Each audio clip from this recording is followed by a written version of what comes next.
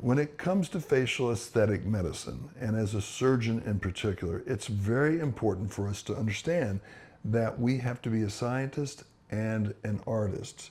Now, what do I mean by that? Well, a scientist needs to be a great anatomist. You need to know every layer of the face, every nerve. You need to know it like the back of your hand. You need to be a great surgical technician. And you need to understand the impact of what we call the retaining ligaments, and that's the important step of a deep plane facelift, is managing the release of those ligaments. However, an artist is totally different. You got to know which operation do I do in the first place? Do I do high SMAS, low SMAS, this SMAS, that SMAS? More importantly, what do you do with this flap once it's done? That's where the artist comes in. So to understand the definition of a scientist is to understand the definition of being a doctor. The Hippocratic Oath says, first, do no harm. So you got to know what you're doing so you don't hurt somebody. But the function of an artist is much higher level. The function of an artist is to make your patient's life better than it was before they met you, before they had their procedure.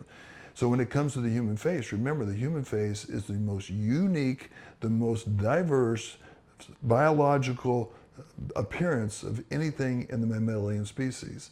Think about the human body. Look at a hand. Look at all cultures, from Papua New Guinea to Louisville, Kentucky. The hand looks like a hand. Pancreases, livers, the heart. Can't tell a lot of difference. Look at the face within the same family unit. All faces are different, even within that family unit. Even within twins that are identical twins, you can see minute differences. So therefore, why does it make sense that we would do the same operation, the same weekend lift, or the same this lift or that lift on every face? That means we have a binary outcome. If we choose the right operation with the right face, we have a good outcome. If it's the wrong operation, it's going to be a bad outcome. So binary means good versus bad, beautiful versus ugly, young versus old, whatever it is, it's binary.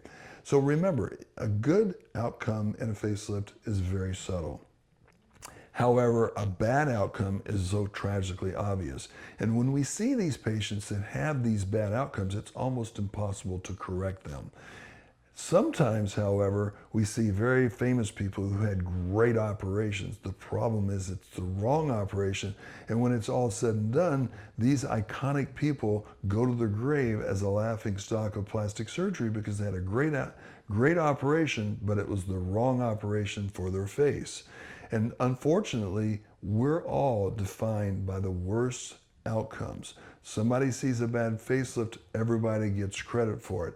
And in today's world, we now have filler stigmata. You start to see these deformities created by fillers.